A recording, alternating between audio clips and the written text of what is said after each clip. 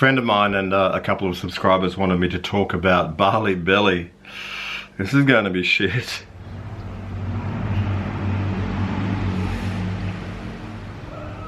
My experience with Bali Belly is that I always get it, and I've just found out there's a reason for that because I've been doing my research as usual. First of all, let's talk about what it is.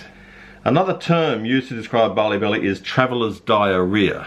See, I told you it was going to be shit. It happens to as many as 50% of travellers, and at BIMC Hospital, I'm reading off a website here, diarrhea is one of the main complaints that bring people through our doors to seek medical attention.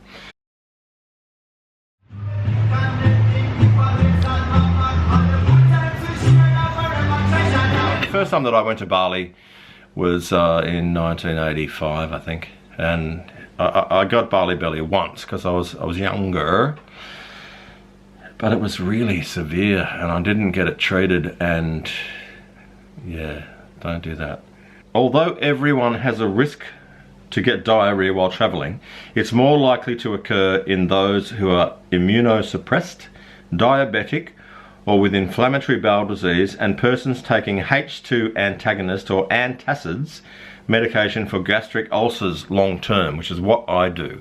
Because it's fresh, there's fresh stuff here, although I don't know how much I would trust it. It looks sort of alright. They do a lot of insides of the animals. The chicken looks kind of... That's alright, I mean, it's alright. Let's check out the fish, that's how we can know.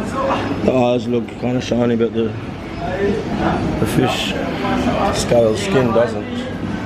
It's still good. At least you know that you can get stuff here if you want to cook for yourself. The main source of infection is food and water that has been contaminated by feces. We're still talking shit. The cause of the infection can be... Why didn't you make... Ray Holmes, why did you make me do this vlog, man? And you other subscribers, why? Why? Why do you do these things to me? The cause of the infection can be a virus, parasite, or bacteria. Usually your body becomes used to the E. coli and the bacteria may not cause intestinal problems. However, when you are exposed to new varieties of E. coli bacteria, your body may react to substances produced by the bacteria. These toxins may interfere with your intestine's ability to absorb water. This is not sounding good, is it? Now I catch all my friends this time. Is this the sun? Yeah, sure. Where is the moon? Moon? Oh. Outside. Too funny. Traveller's diarrhea can also be caused by the stress of travelling, a different diet, or other factors. I mean, yeah, it's going to be so stressful going to Bali, and you know, all of a sudden you start eating chili and drinking beer. If you're Australian, I think you've probably already done that, and you've probably done it on a regular basis. You want me to take your picture? So, travellers can minimise their risk for Bali Belly by practising the following effective preventive measures. Do not drink untreated water, including ice cube in drinks. So that's a biggie, because there's actually two types of ice in Bali, and I've been told the ice with the hole in the centre is the good ice, and the other stuff is the not so good ice.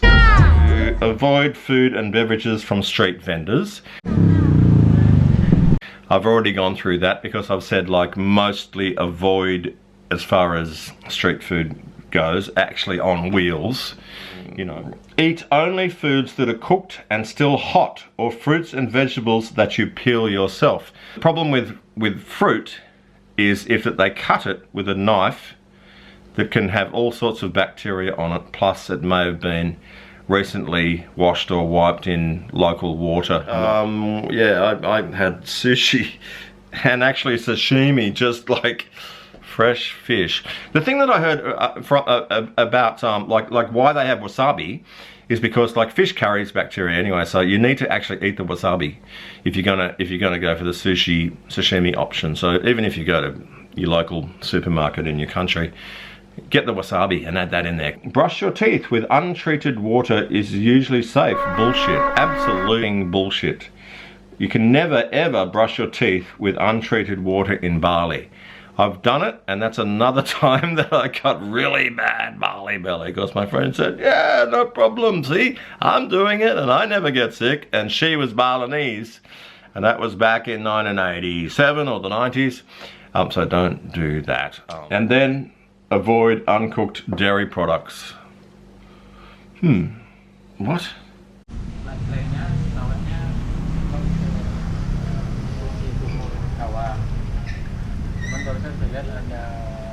Because antimicrobials can increase a traveller's susceptibility to resistant bacterial pathogens and provide no protection against either viral or parasitic pathogens, they can give travellers a false sense of security. Did you even understand that sentence? Barley belly is a self-limited disorder and often resolves without specific treatment. Bullshit. That's absolute bullshit. You have to get yourself to a doctor straight away or get the doctor to come to you. In fact, 90% of cases resolve within 1 week. See? So you've got like what? You've got 9 days in Bali and you're going to wait 1 week for that to resolve?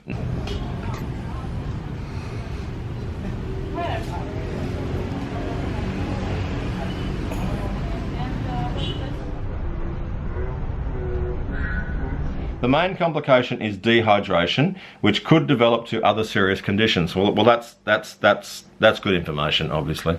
And hydration is a massive factor because if water is coming out, then water needs to come back in. The myths around the world are that if you drink red cordial, you can not get barley belly. Probiotics? I mean, according to my friends who are actually doctors and nurses in ED, then probiotics are bullshit because your body operates on a thing called homeostasis. So it's like if the sun, changes by like a point of a degree, then the whole thing freaking blows up. So it's the same as your body. It works on homeostasis. So you can't just like have antibiotics and then like take probiotics and then that sort of sorts everything out. It doesn't work that way. Your body and your gut figures stuff out.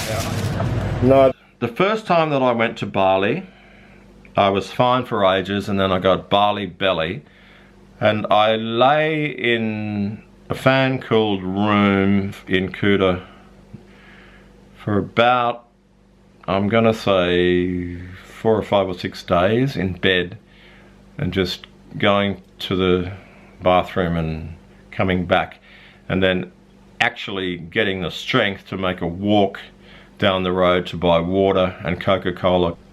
So how can we sum this up? Well, I guess the best way is to say that barley belly is real. 50% of people suffer from it. And if you get it, get yourself a doctor, which is cheaper than going to the hospital, or go to the hospital immediately. This is my little sort of Kathmandu bag that I take with me. And I have all of the drugs in one bag that you need to cure barley belly. You need to rehydrate really seriously, and I tend to use, like any rehydration agent will work, there's like a drink that you can get at the 7-Eleven called, you can buy it in cans or really huge bottles in any 7-Eleven or little mini mart or Indomart. You can get sort of a full coconut and just drink the water out of that. I know at the moment that there's this whole coconut water fad and it's supposed to be amazing for hydration.